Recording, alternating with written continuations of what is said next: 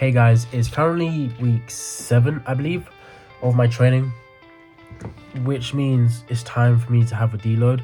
A deload just being where I just take either time off from most forms of training, or I just decrease the volume by 50%. And that 50% doesn't mean I decrease the weight by 50%. It could mean we keep the weight the same and we decrease the sets by half, or we just decrease the weight by half. It could also mean nothing, like what it means this week. So this week, as you saw, there's still sprints, but there's no gym. Instead, what we're going to focus on is complete recovery. So I'm going to cover in this video what you could expect from me on my average deload week. So this is a walkthrough, which means I'm going to take you guys through what I would do, and you guys can also join me.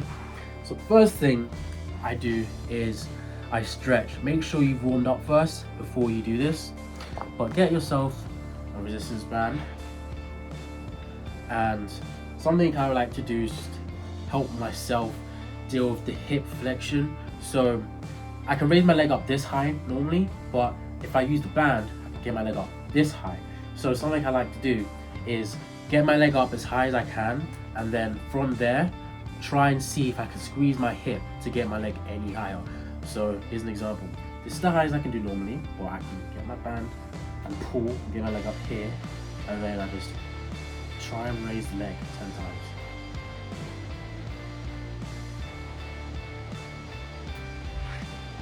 You'll feel a nice burn on the leg. Same thing with this leg.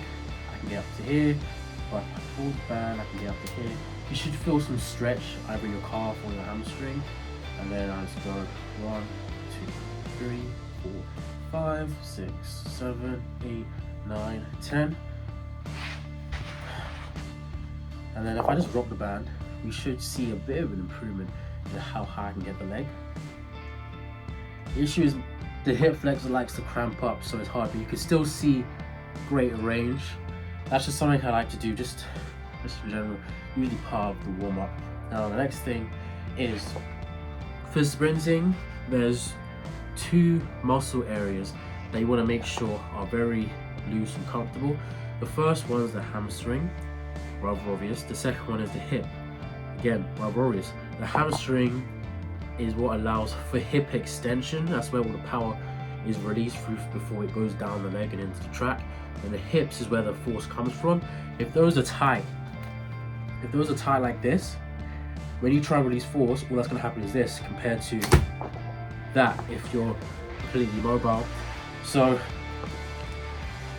get one leg either in like that or behind. I prefer behind. Use the resistance band again, and then just try and reach forwards as far as you can and pull the band, toes pointed up, and try and see if you can get deeper. For example, right now I'm not that warm, so I can't touch my toes, but if I use the resistance band for a bit and try again,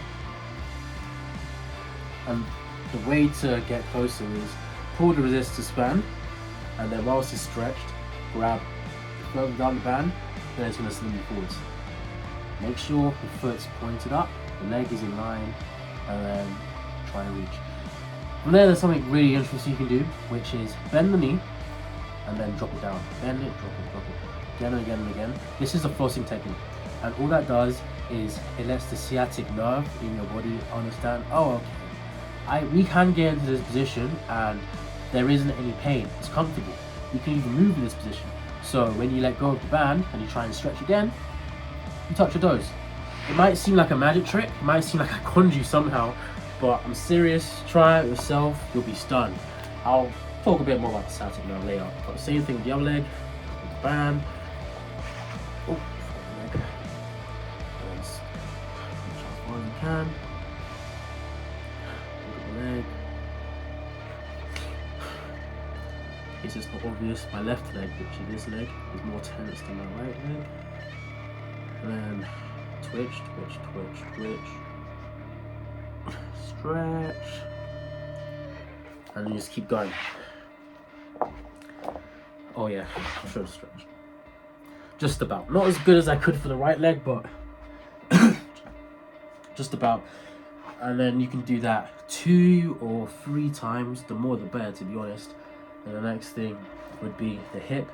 Something else you could also think about doing is any muscles that you have that are tight, this would be the time to loosen them. Because whilst we're not going to the gym, or we're not training as hard in the gym, if you can get these muscles more mobile, when you get back into the gym, you can get bigger gains, and when you go into trap, you can also expect bigger gains. So there's a few different ways to stretch the hip, which is why I'm gonna face forwards this way so you can see.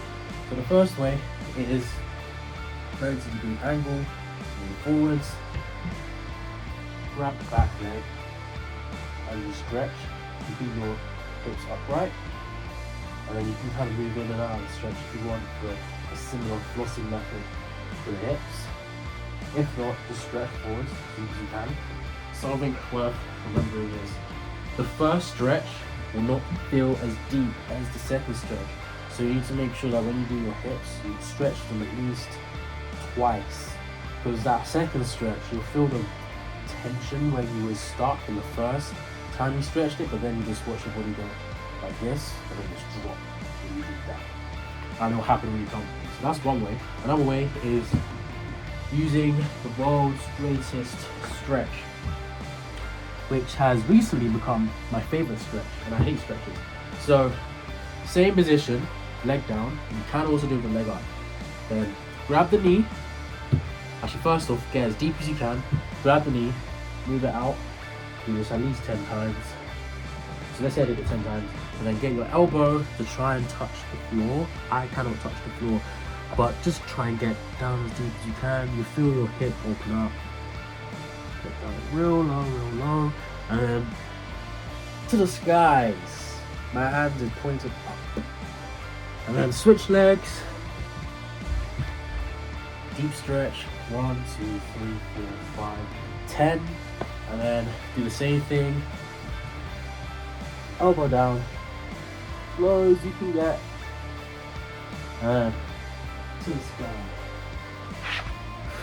Do that at least 3 times, and you'll notice that your hip feels very loose, maybe even too loose. Something that I like to do, I'm not even sure if it works, but it's at least a placebo for me, is try and be strong in a similar position. So this time, get into another lunge, but straighten out the leg. Let me just fix it because my leg is no longer that important. So straighten out the leg. So you're in this position. Notice how naturally my body wants to just move forward like that. Don't let that happen. Fix your body positioning so that you're upright completely, and then lift up the front leg. And then just do that a few times, like 10 at least. Because what happens is you open up the hip from the stretches. You won't notice it as much for the hamstrings, but you'll notice a lot for the hips. You've opened up the hips from the stretches, and with this new range of motion, your body's going to clamp up and lose it soon. So, in my head, I believe the way this works is because you've straightened out your leg as much as you can, and you fix your positioning to make it even greater hip extension.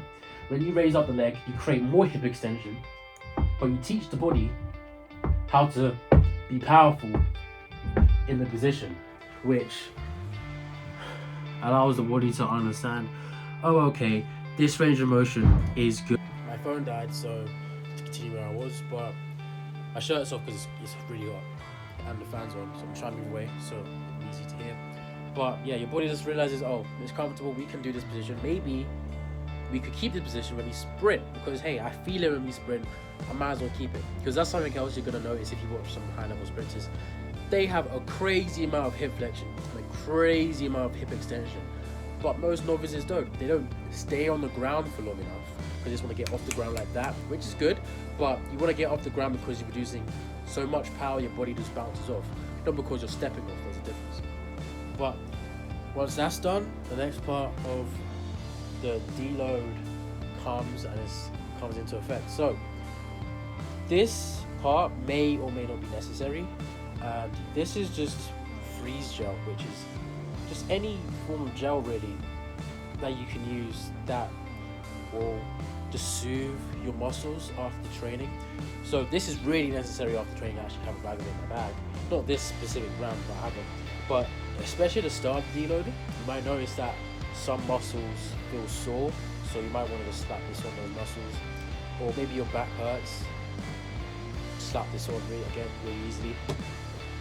And you can double that with something I have in this Pulsio bag. So there's two things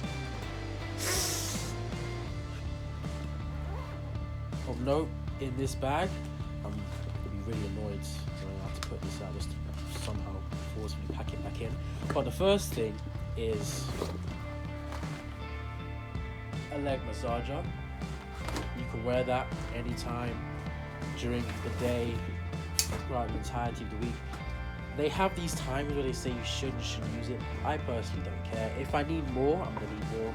Especially with this, which is a massage gun. I don't think I've showed you guys this, but it's a massage gun. It's got multiple different attachments. Naturally, like a massage gun does. There's nothing in it right now, but you can, if you want, pair this with this on any muscle groups that feel especially tender. Just put them on and then pick a massage, well, an attachment. I like to use this because it kind of feels like a foot massage because of how it shapes. Put that on, pick the setting that you might need, and just push it and start like. If you don't have all of this equipment, that's fine. It's not all necessary. For example, what you can get from the leg massager, you can get from a massage gun. So you might not need to have the leg massager, but if you do have one, it could be useful. Then there's two final things before I'm done with the week. So next is this thing, which looks like a phone, but if you recognize the brand company, you know it's not a phone. And that's an EMS machine. So it's an electro transmitter. So these are electrodes, slap them on any part of the body, and you will either do it for muscle recovery or muscle stimulation. If it's muscle recovery, then it's in line with everything else I've shown you for this video so far. But if it's muscle stimulation, then that's just an extra part of training. But this is a deload, you don't care about the training, you care about stimulation. So I usually put that on my back. When my knee was playing up last week, I straight away put that on my left knee, and my knee feels fine. I only used it once. I could use it again. I might use it again as well. But you just put those on as times, intensities. You pick an intensity you can deal with for a time frame you can deal with. Considering it's a deload, I would suggest have the intensity as high as possible so you can feel it's fresh for next week, and use it as often as possible. There's no minimum time or maximum time, maybe I should say, that you should be using it for, though they probably do have those out listed. Just be careful.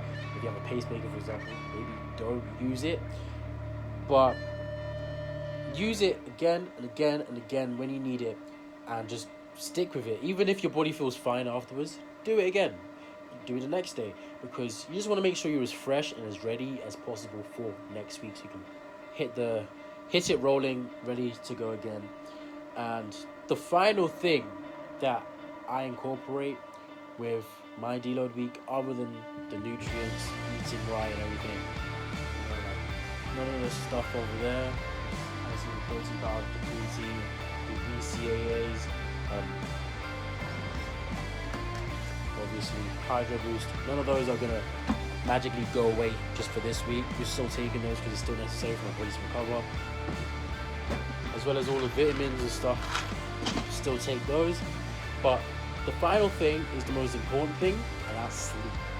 The reason why your central nervous system is fried, or you feel slow and achy and you need some time off, is because you've pushed yourself so hard. And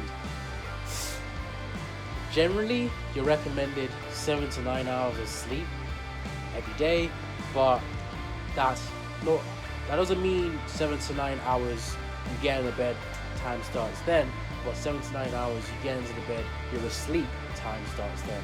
And something that's really important and people don't even know about is that the quality of your sleep can affect how well you feel recovered. If you can have a really high quality of sleep, you can wake up the next day with 6 hours of sleep and still be more functioning than someone that had 9 or 10 hours of sleep, but they kept waking up because the atmosphere is bad. So for this, I want to give you guys a really good rundown on how to get your sleep as peak as possible. So the first and easy thing to do is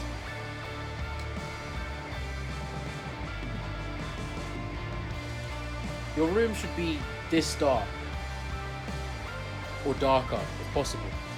No lights on, and an hour before bed, make sure you're not using anything like me, such as a phone or a laptop or even your TV. Make sure that's not on. Blinds, if you don't live in your accommodation like me, buy blackout blinds to make the room even darker. It lets your body know, okay, it's time to sleep. Another thing that I like to do to try and make sure that my room is as dark as possible is the sheets. My pillow and my bed sheets, as you've probably seen slightly from some of my videos, are black. The reason why they're black is I like the colour black. Colour black looks really cool. But it's also because black absorbs light, doesn't reflect it, refracts it. So, if I'm using that word right. So, when light hits my pillows or my sheets or my bed, it goes straight away, it just gets absorbed. Nothing happens. That way, there's less light in the room and more chance for me to sleep comfortably. Another thing is, if you look outside whilst you're trying to sleep, at the door you might see the lights on outside. You can see those through the bottom of the door or the top of the door. Another easy thing is just get something to block those out. Go put a towel down there, maybe tape on the top of that. That's a bit extreme, but you get a point. You can do something like that. Maybe ignore the top. The top by that point may be that big of a deal, but at the bottom you can easily see the bottom and the sides. So maybe you can't do anything about the sides. Maybe you don't want to waste tape on that. And I don't blame you, but the bottom is something you can really easily fix. Just get a dirty towel, put it down there, or a dirty pillow or something, some dirty clothes. Just put it, anything really, you can just put down there to block out the light. Now that's just the general stuff that you can do. The next thing is read. Before you go to bed, have a little light on and just read. Reading is an excellent way to put yourself to bed. Again, don't read off your phone, read off of pure paper. So if you're religious, read your Bible or whatever your religious text is. Maybe you want to learn more about sprinting, so you want to read a book like this to try and get more information. Don't expect to be reading before bed and remembering what you read the morning afterwards. Probably not to reread some of what you just read, but it's just to relax your brain and get you ready to go to bed. Another thing is, if you just relax your shoulders, let them slump, relax your mouth, relax anything going on in your forehead. Just close your eyes. That's another great way. Meditate before you go to bed. Meditate whilst you're in bed. The best sleep I've ever had to this day, I tried to meditate in bed. I did it and I fell asleep. I didn't mean to fall asleep, but I did. That was probably the best sleep I ever had. Another good way to fall asleep is, if you do have a leg massager, slap that on. It'll really calm you down, relax you. Stretching as well before you go to bed is a great way to go to bed. The reason why I'm so stuck on sleep is because of all of the possible recovery methods you could do to be at your best. Whether that's improving rate of force development, improving peak power, improving your mobility, improving your mood, lowering your rate of depression, improving how you might feel on the day of a competition, or improving how well you improve day by day whilst training. It all comes back to sleep. Because if you could functionally manage to anyway, train for a year and never sleep, and you end up against yourself who trained maybe half the amount of time you did, who didn't sleep but slept instead, and they got a full 8 or 9 hours of sleep, they would do much better than you. Then if you've got the same person but they got 8 or 9 hours of high quality sleep, they would do even better. Your sleep is the greatest thing you can do to improve, which is why whilst I'm training early in the morning, it's not a long-term thing. I'm only doing it short-term, and I've got the benefits that I needed. I just want a few more things before I'm done, but training training is great, but sleep is even better. So make sure you really make sure your sleep is as good as possible. Because if there's any gaps in your training, the first one you should try and figure out and see if it is a gap is your sleep. If your sleep's bad, you're probably going to train bad and you're probably going to peak bad.